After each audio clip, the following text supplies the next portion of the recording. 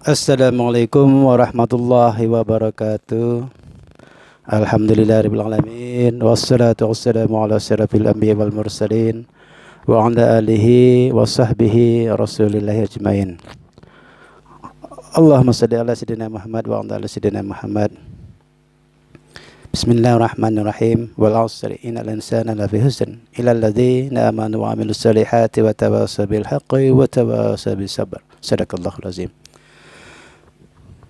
Puja beserta puji syukur marilah kita senantiasa panjatkan kehadirat Allah Subhanahu wa taala yang mana berkat rahmat dan karunia-Nya kita semua masih diberikan kesehatan, masih diberikan keimanan dan masih diberikan kesempatan untuk tetap menikmati kehidupan dunia yang fana ini dengan keimanan yang insyaallah semakin hari semakin tinggi. Semoga salawat berserta salam marilah kita senantiasa sampaikan kepada junjungan kita Nabi besar Muhammad sallallahu alaihi wasallam biqouli Allahumma shalli ala sayyidina Muhammad wa ala ali sayyidina Muhammad. Karena berkat bimbingannya kita bisa berhasil menikmati suatu kehidupan yang penuh dengan ilmu pengetahuan dan teknologi seperti saat ini. Alhamdulillah. Semoga nanti di yaumil qiyamah kita semua akan bersama Rasulullah sallallahu alaihi wasallam di surganya Allah Subhanahu wa taala. Amin ya rabbal alamin. Para sahabatku terindah sekalian, dimanapun kita semua berada, pada kesempatan kali ini di video ini saya akan menyampaikan sebuah risalah tentang LGBT yang tentunya akan saya bacakan ayat Al-Quran yang berhubungan dengan LGBT tersebut, yang berhubungan dengan tema tersebut. Akan tetapi sebelum saya membacakan dan mengulas tentang tema utama pada video kali ini, seperti biasa saya memohon kepada para saudara semua untuk selalu like, berilah komen, sehingga bisa membangun video ini ke depannya akan lebih baik lagi. Dan juga silakan bantu untuk share video ini kepada sahabat-sahabat kita semua. Share video ini kepada kawan-kawan kita semua di mana kita semua tergabung dalam kelompok-kelompok media sosial sekalian.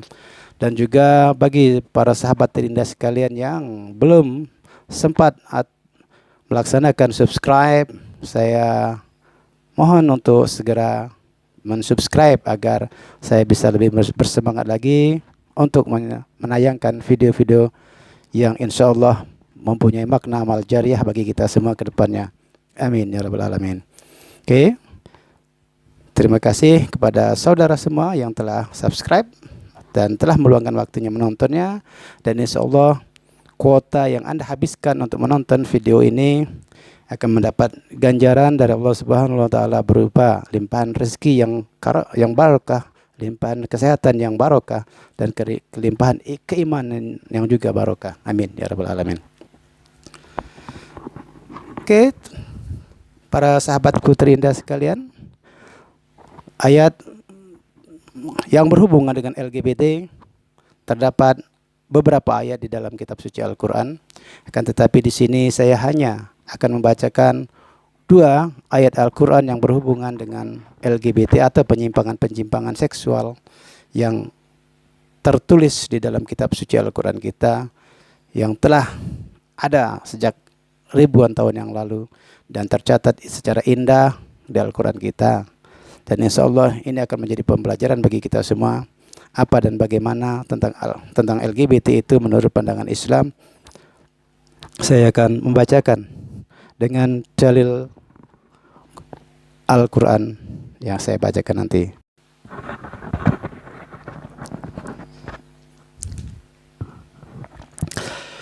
A'udzu billahi minasy syaithanir rajim.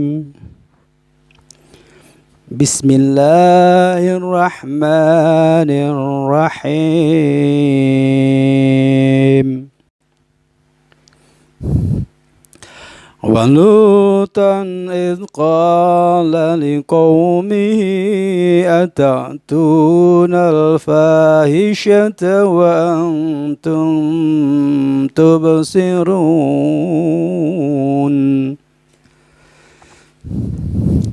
Artinya, dan ingatlah kisah Lut alaihissalam ketika dia berkata kepada kaumnya, mengapa kamu mengerjakan perbuatan fahisyah atau keji atau homoseksual, padahal kamu melihatnya kekejian tersebut, perbuatan maksiat tersebut.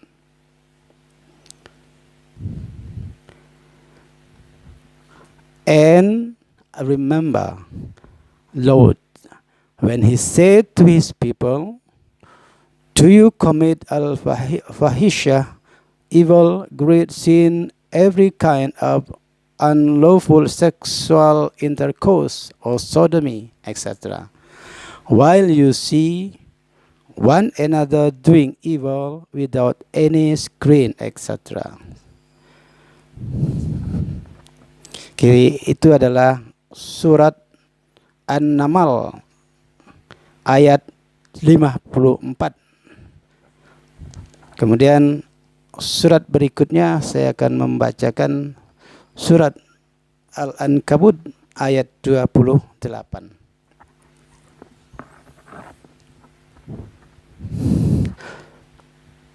A'udzu billahi minasy syaithanir rajim. Bismillahirrahmanirrahim. Wa Lutan idh qala liqaumihi innakum lata'tunal fahisha ma sabaqakum biha min ahadin minal alamin.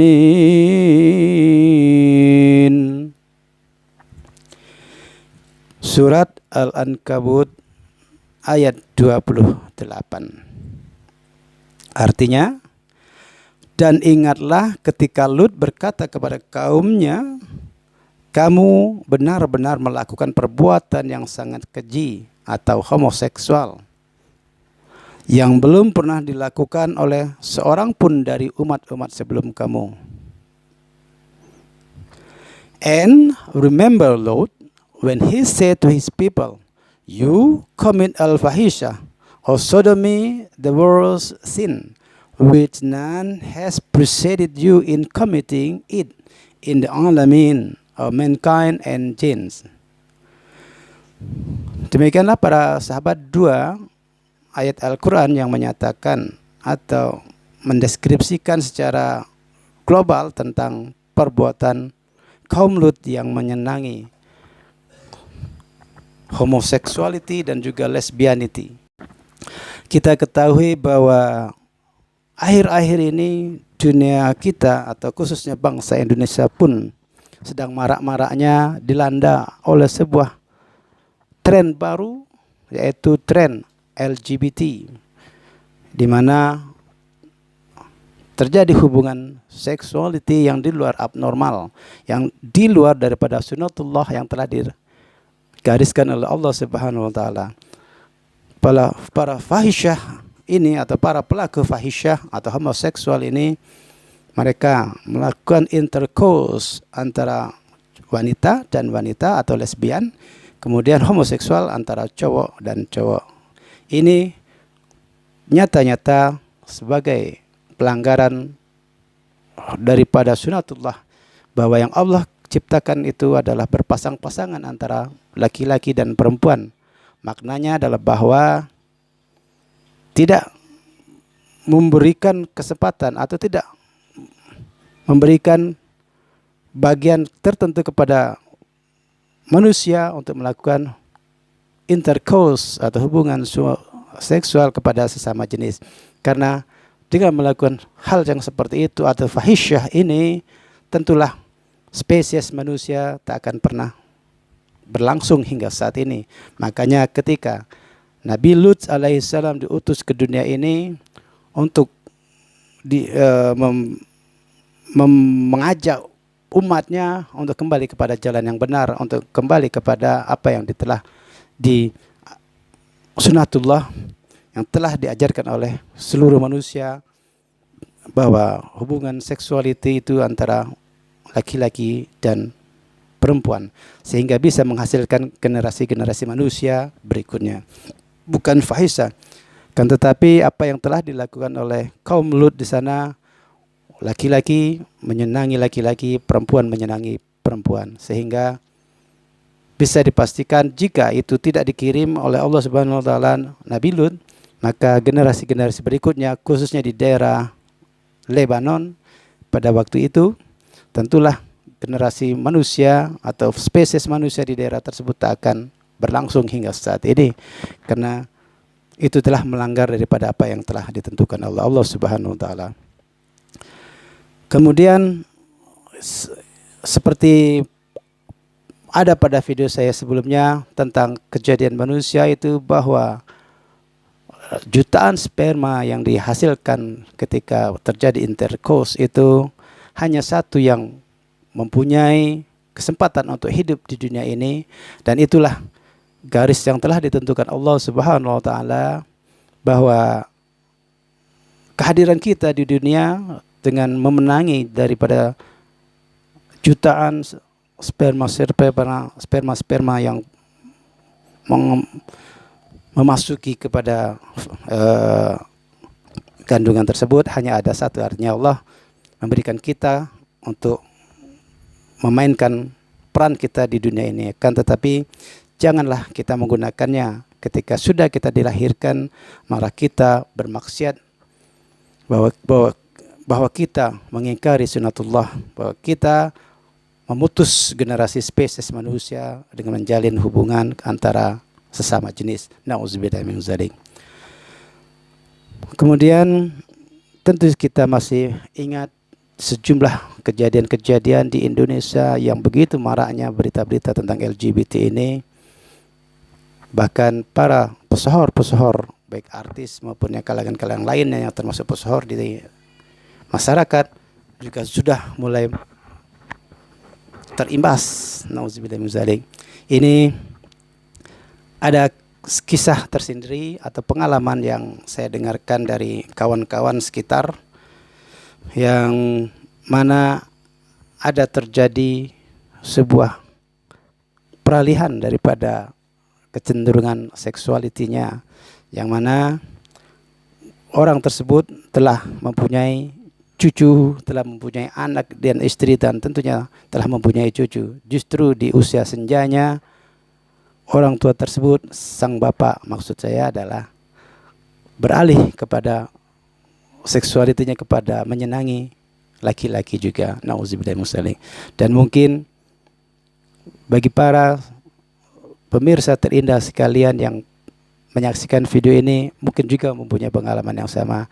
Tetapi kita perlu menelusuri kenapa dan bagaimana dia bisa beralih seksualitinya, pandangan seksualnya kepada sesama jenis, padahal dia telah mempunyai anak istri, yang artinya di awal-awal usia mudanya dia merupakan makhluk yang normal, seperti yang ditakdirkan Allah Subhanahu wa taala untuk meneruskan generasi antara laki-laki dan perempuan.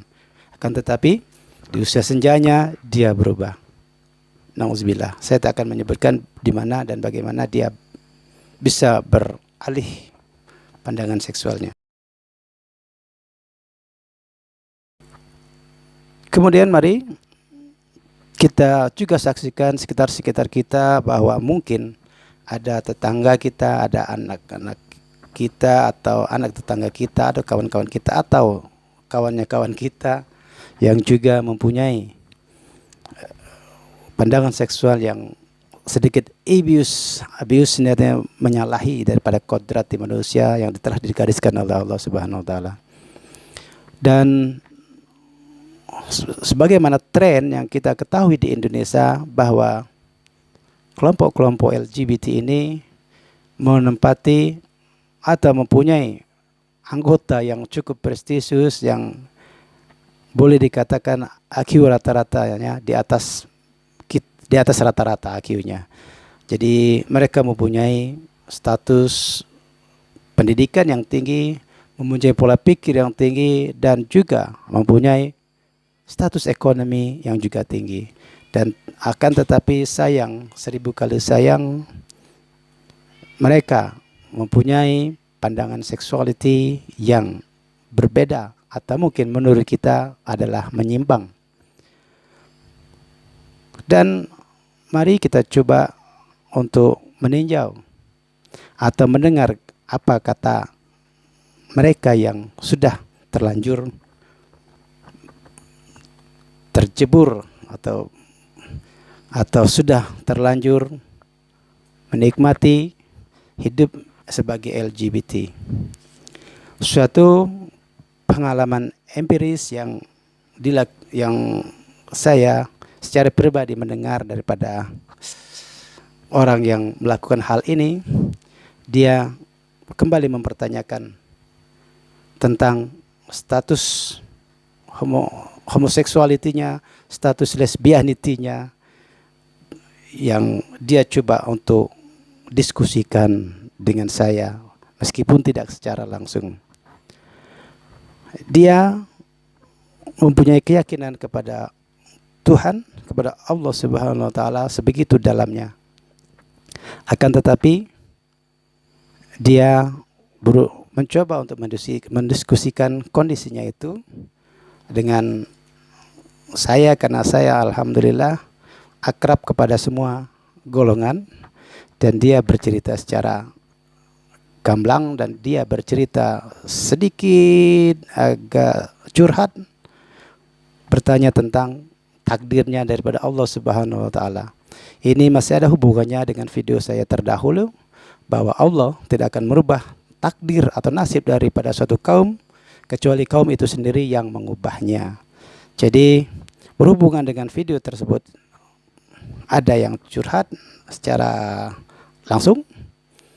Dia, kalaulah memang hubungan normal sebagai manusia itu antara laki-laki dan perempuan yang telah digariskan Allah Subhanahu wa taala, kenapa orang tersebut bertanya, kenapa kami seperti ini? Justru kami tidak menyukai berhubungan seksual dengan lawan jenis. Justru kami menyukai berhubungan seksual sesama jenis. Kalau seandainya memang ini adalah merupakan takdir daripada Tuhan, kalau memang itu sesuatu yang normal, kenapa kami mempunyai pandangan seksual yang seperti ini? Ini tentu bukan suatu pertanyaan yang sederhana untuk dijawab. Keyakinannya kepada Tuhan itu sangat tinggi, keyakinannya kepada Allah Subhanahu wa taala itu sangat tinggi. Tapi kondisi kawan tersebut, kondisi sahabat tersebut yang seperti itu, kemudian dia mempertanyakan, loh, ini kalau memang kami ini bukan orang-orang normal, kenapa kami seperti ini? Tentu suatu hal yang tidak mudah untuk dijawab. Kemudian saya berusaha untuk mengajak cerita.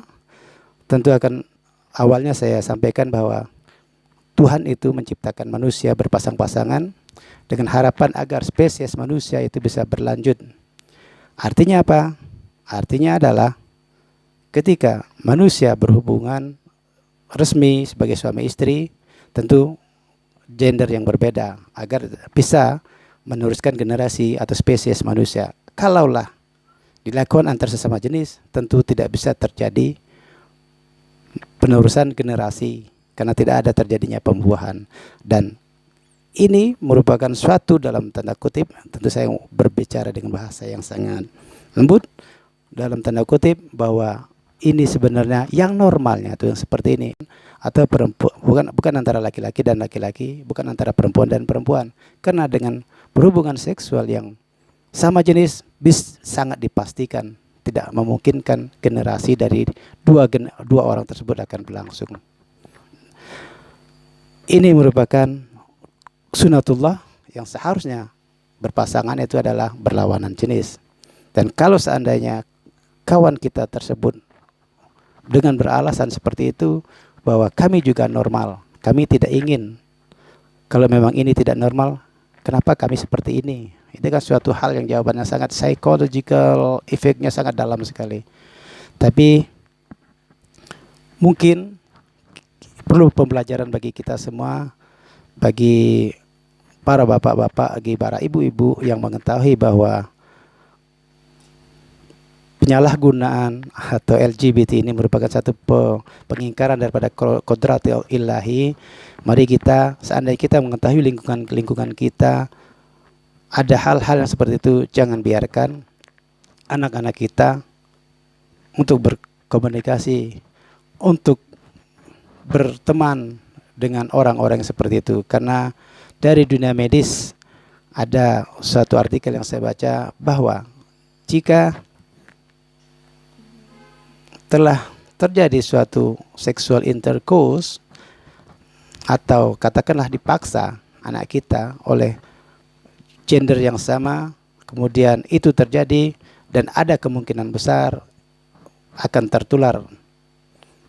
Mereka yang belum pernah mengalami itu akan tertular, mereka pun akan mengikuti seperti itu. Untuk itu, mari kita sama mewaspadai agar lingkungan kita steril dari orang-orang yang seperti itu. Karena bagaimanapun secara agama itu merupakan suatu pelanggaran daripada sunatullah, dan dari hukum-hukum Islam, dari berbagai hadis yang saya baca, kemudian saya rangkuman saja bahwa orang yang melakukan homoseksualiti atau lesbianity ini hukumannya ada yang sangat parah, yaitu hukuman mati. Tapi ada yang mengatakan bahwa cukup hukumannya itu diserahkan kepada hakim, hukuman apa yang sesuai untuk orang yang melakukan LGBT ini. Untuk itu sangat tidak mudah jika kita menyelami daripada jiwa orang yang telah terlanjur melakukan atau berpandangan seksualnya yang LGBT ini. Mereka tak mampu untuk keluar daripada kungkungan keinginan mereka yang sudah terlanjur seperti itu. Dan menjadi LGBT itu, suatu teori mengatakan bahwa ini dipengaruhi oleh lingkungan pergaulan mereka. Jika kita memang benar ingin keluar daripada kungkungan LGBT tersebut, kita harus berani untuk keluar dari pergaulan mereka. Kita harus berani keluar dari pengaruh daripada pergaulan mereka yang seperti itu. Dan bagi masyarakat umum mungkin ini suatu hal yang sangat aneh jika dibahas dalam sebuah video, tetapi ini bisa menjadi suatu ilmu pengetahuan bagi kita semua. Dan Allah telah menggariskan bahwa manusia itu berpasang-pasangan untuk hidup saling berkasih sayang dan untuk melanjutkan spesies manusia di muka bumi ini. Kemudian mari kita lindungi anak kita sebagaimana peristiwa pada zaman Nabi Lut. Itu Nabi Lut diutus untuk membasmi masyarakatnya yang sudah terlanjur LGBT. Tetapi tidak selesai, ternyata sampai sekarang masih berlanjut. Bahkan akhir-akhir ini mereka telah membentuk komunitas-komunitas khusus yang na'udzubillah dari sisi Islam memang sangat dilarang seperti ini. Tapi kasus yang kawan tadi bertanya, kalau memang hubungan laki-laki dan perempuan itu adalah yang normal, kenapa kami atau mereka yang LGBT ini kok tidak tertarik kepada hubungan yang berlawanan jenis? Atau seperti kasus orang tua yang sudah menjadi kakek tersebut, dia berubah orientasi seksualnya kepada sesama jenis. Dan ini merupakan suatu hal yang menjadi lingkaran setan yang sangat sulit untuk bisa dibahas secara singkat dalam waktu yang sebentar di video ini. Kemudian kita mengetahui bahwa LGBT atau transgender dari transgender itu merupakan suatu hal yang sangat dimurkai Allah Subhanahu wa taala. Dan transgender itu kalau menurut hukum Islam dari beberapa sumber hadis itu sudah patut untuk dihukum secara maksimal, karena mereka telah merubah takdir yang Allah berikan. Tabdil atau mengubah ciptaan Allah, ini hukumnya adalah haram. Apa itu ini maksud tabdil? Merubah ciptaan Allah. Misalnya dia terlahir sebagai laki-laki, kemudian di perjalanan dia berubah orientasi seksualnya, maka dia merubah menjadi wanita. Atau sebaliknya dia wanita merubah jenis kelaminnya menjadi laki-laki. Ini adalah suatu perubahan yang melanggar sunatullah, artinya telah melanggar ciptaan Allah Subhanahu wa taala. Ini hukumnya haram. Kemudian ada juga namanya takmil. Takmil juga merupakan suatu perbuatan merubah daripada di anggota tubuhnya. Tapi takmil ini masih diperbolehkan, karena takmil adalah menyempurnakan daripada bentuk tubuh daripada manusia. Misalnya kita yang giginya agak panjang dipangur atau dipotong sebagian apa kelihatan halus, ini masih diperbolehkan, artinya tidak diharamkan. Kemudian mata yang kabur atau sudah tidak jelas lagi pandangannya, kemudian diadakan perubahan dengan cara memberikan lensa kontak di dalamnya, itu tetap diperbolehkan. Kemudian ada satu lagi namanya tahsin.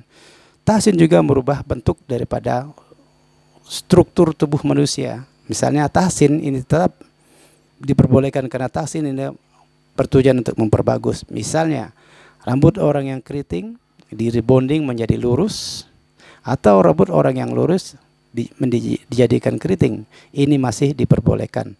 Dalam batas-batas yang seperti ini dalam agama Islam masih diperbolehkan. Akan tetapi tabdil, merubah bentuk secara mendasar dari laki-laki menjadi perempuan, dari perempuan menjadi laki-laki, ini yang diharamkan.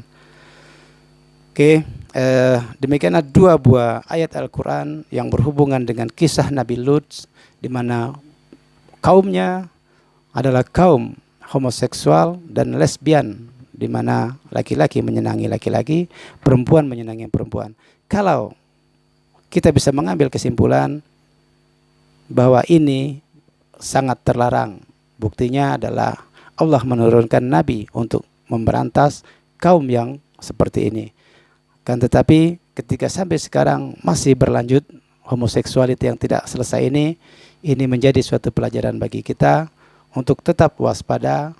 Mari menjaga anak-anak kita daripada pergaulan-pergaulan bebas yang bisa menjerumuskan bukan hanya pengaruh daripada narkoba, akan tetapi pengaruh daripada LGBT ini juga perlu kita waspadai. Demikianlah, semoga video singkat ini bisa memberikan manfaat kepada kita semua. Billahi taufiq wal hidayah. Wassalamualaikum warahmatullahi wabarakatuh. Thank you for watching.